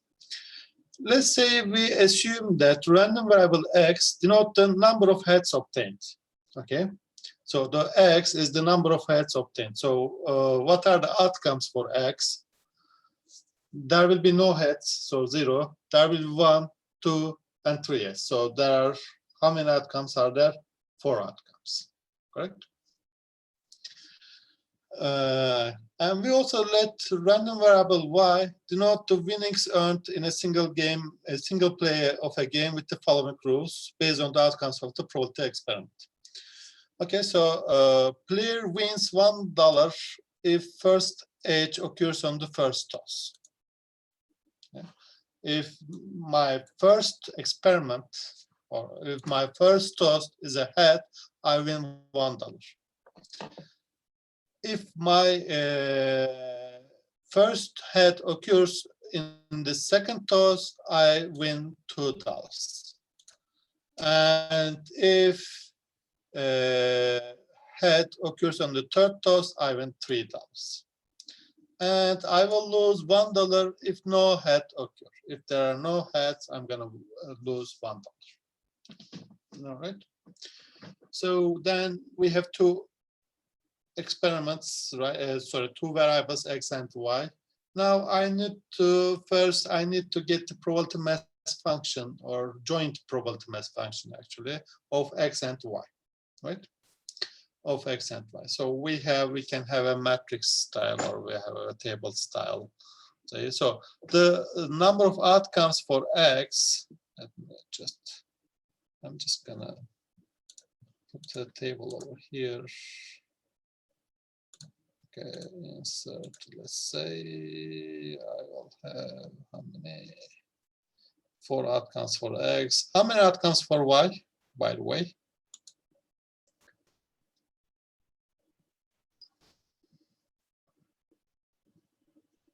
Y, what's the y? Denote winnings earned in a single play of a game with the following rules, right? So I can earn $1 if the first outcome is head. I can earn $2 if the second outcome is head. I can earn $3 if the third outcome is head.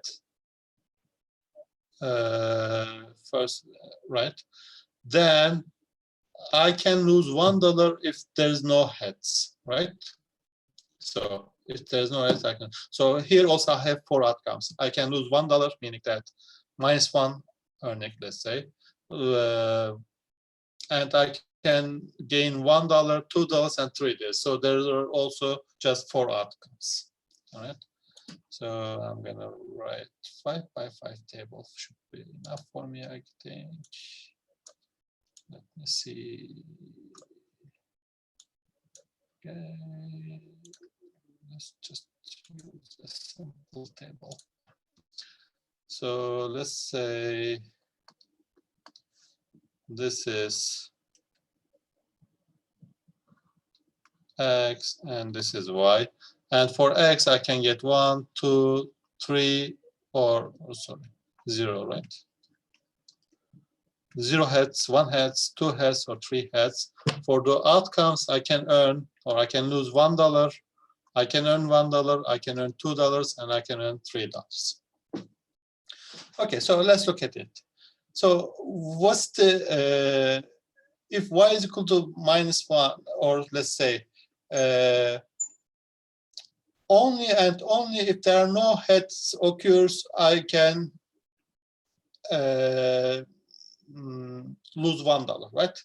Only and only if there are no heads occur, I can lose $1. Then what's the probability that this one, right? What's the probability that this one is what? 1/8. Is that correct? Because what's the probability that there are no heads? It's just probability that, so all of them will be tail. It's just 1/2 times 1/2 times 1/2, and it will be 1/8. Okay.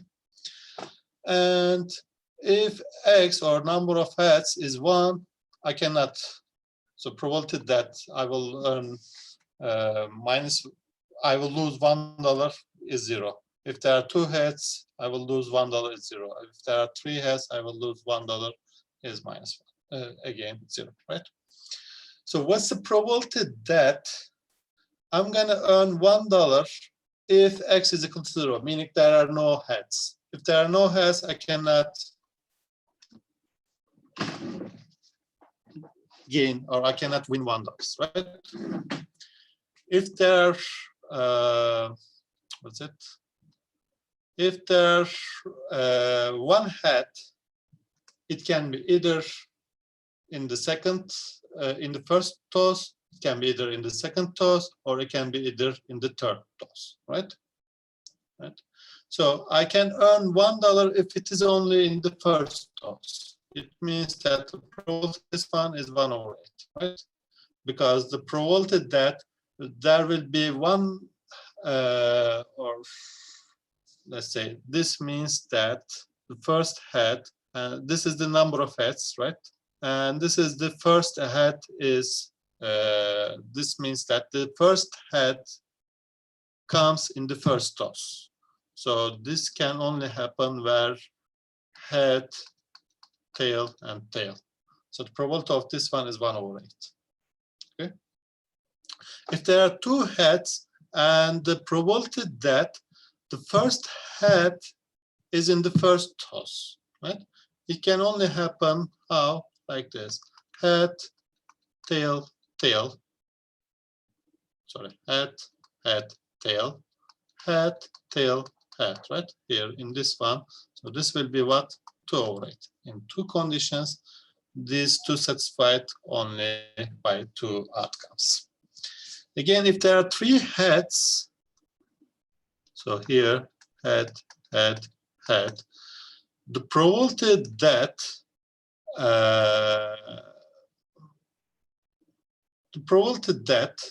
I'm going to win $1. Okay, so this will be again 1/8. Yeah, this condition can only happen here like this, right? 1/8. So here again, if there are no heads, I cannot win. If there are one heads, the probability that it's gonna happen in the second toss is only satisfied this one, right? Tail, head, tail. If there's just one head, then the probability that 1/8. Again, this one, if there are two heads, the probability that it's gonna happen in the second head, it will be just, what will it be? The first head, it can be just this one, right? Head, head, because the first head occurs in the second toss. So this will be also 1/8. And if there are three heads, meaning that this is head, head, head. So the first row can never in the first head can never be in the second toss. Then the probability this one will be 0. And here again, I cannot. If there are 0 heads, I cannot win anything. If there are one head, I can win, and the only possible combination is this one: tail, tail, head, right? In the third, the first head is in the third toss, so this is 1/8. And here it means what? If there are two heads, there can never be any experiment that the second toss is a head, the first head. So there will be, this will be 0. Again, this will be 0. So my probability mass function will look like this. Let's see, all of them are greater than 0. And if I sum of them, this is 1, 2, 4, 5, 6, 7, and 8. So the sum is also 1. So that looks like correct. So there is a question. So this one you're asking, right, Pınar? So okay, let's look at here. What does X means? X means that number of heads I obtained, right? And here it means that $2. I'm gonna win $2. How can I win $2? Only and only if first head occurs in the second toss, right? First head occurs in the second toss. Then, if so, let's look at the all the outcomes that has two heads, right? So what can I can have head, head, tail, head, tail, head, and tail, head, head, right? Now, what I'm looking at here is where is in this all the outcomes, which outcome, in which outcome the first head occurs in the second one. So the first head here, the first head occurs in the first one. So this is here, the first head also occurs in the first one. So this is not correct. Here, the first head occurs in the second one. So the only outcome is this one. Okay. So that's why we have 1/8 here. Okay, so now this is my probability mass function. According to this one, my question to you is this here, joint probability. So I'm asking you, what's the probability that x is equal to 1, given that y is equal to 2? Let's see. Okay, so what I'm gonna do, look at here. Okay, so y is equal to 2 here. Okay, right? Oops. Y is equal to here. What's the probability that while y is equal to 2, x is equal to 1? So it's just what? 1/8, right?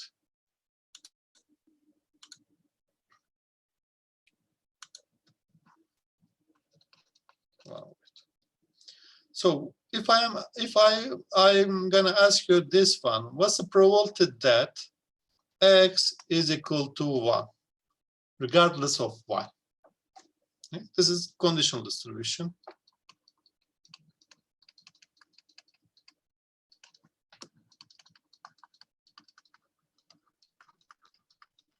Right.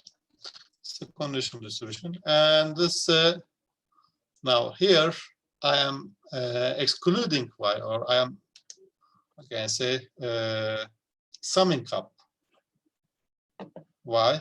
Then what happened? Let's get here. So x is equal to 1. Okay. So x will be equal to 1, and y can be anything you want. And this is called the marginal distribution.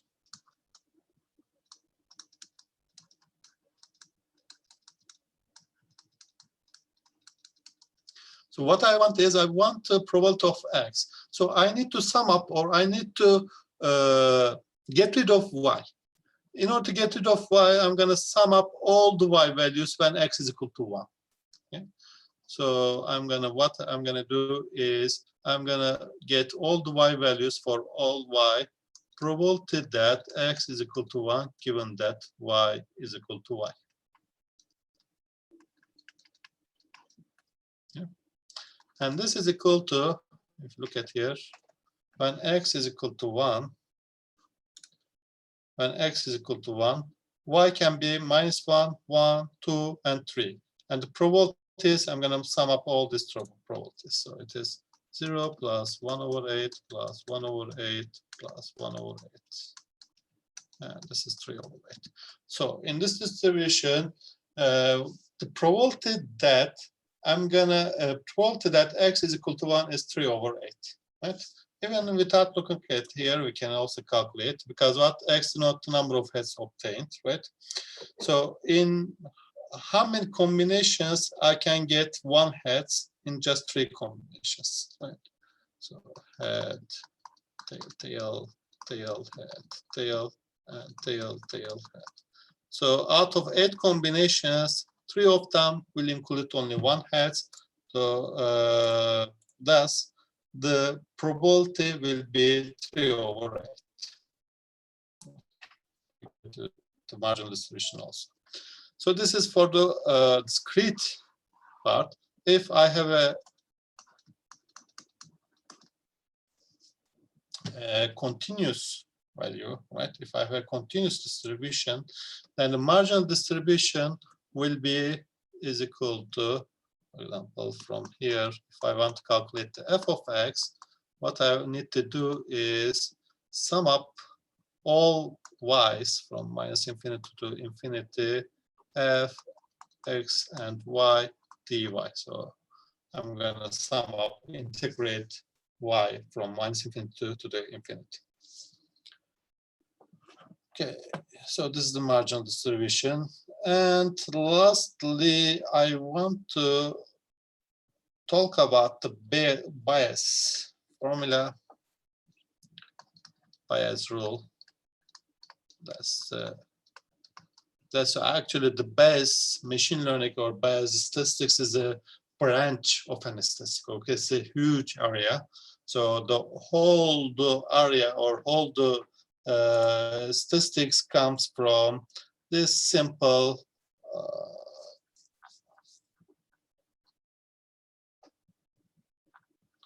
formula. Okay, So before that, let's say probability of X given that Y is equal to probability of Y given that X times probability of X over probability of Y. Okay, this is the Bayes rule. So probably I think we are out of time. I'm going to do one example about the Bayes rule next week, but today I'm going to finish the class because this is an important rule. Okay, or maybe I can give you an homework. I'm going to try to prepare a homework for you guys. And for this one, this is important. This part is important because there are lots of algorithms there that are depends on the Bayes rule. Okay. So for today, let's finish up this class. If you have any questions, I can answer. Do you have any questions? Hocam bir şey sorabilir miyim ben? Sesim geliyor mu hocam? Gelmiyor herhalde. Kerem, I cannot hear you. Can you speak a little bit louder? Geliyor mu hocam sesim? Şu an geliyor, evet. Okey. Hocam önerebileceğiniz bir kitap var mı? Genel olarak machine learning hakkında. Yani ders For machine learning part or for the machine algebra learning part? Or, huh? Machine learning için hocam.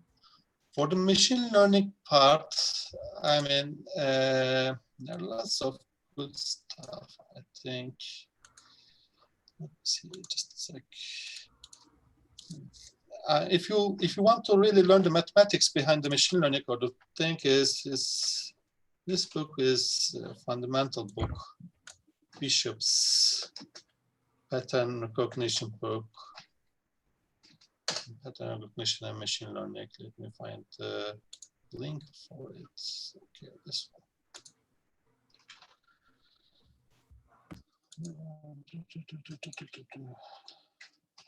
This gives you the fundamental of every algorithm, almost every algorithm. It's a big book. And again, the mathematics book, the elements of statistical learning, this one is also a good book. You can check these two out. Okay. Teşekkür ederim hocam. Hocam ben de bir şey soracaktım. Bu probability ve algebra fundamental'ların ne önemi olacak bizim machine learning'de acaba? Say it again, Emre. Hocam bu probability ve bu algebra gördüğümüz algebraların ne önemi olacak, bu matrisleri ne önemi olacak? Machine learning kısmına geçtiğimiz zaman. That we are going to do in machine learning algorithms will be based on this stuff. You're going to see. I mean, we are going to start from linear regression next week, and you're going to see that it's all based on this stuff. Okay. Anladım. Teşekkürler.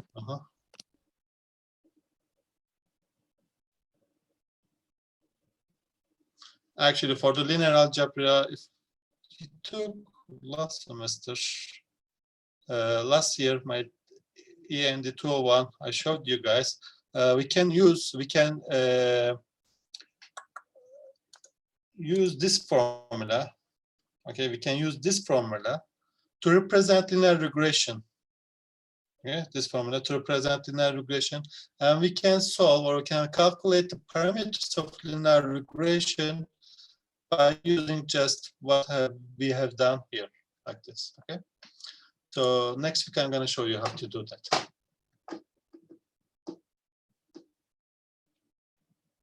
Any question?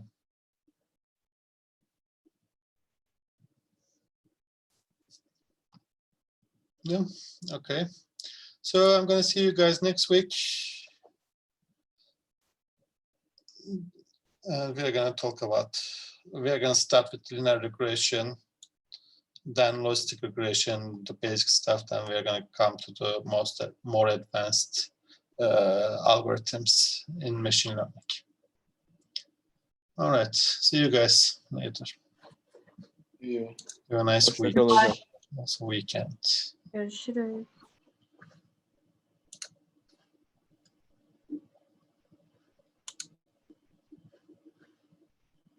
Okay, so just leave.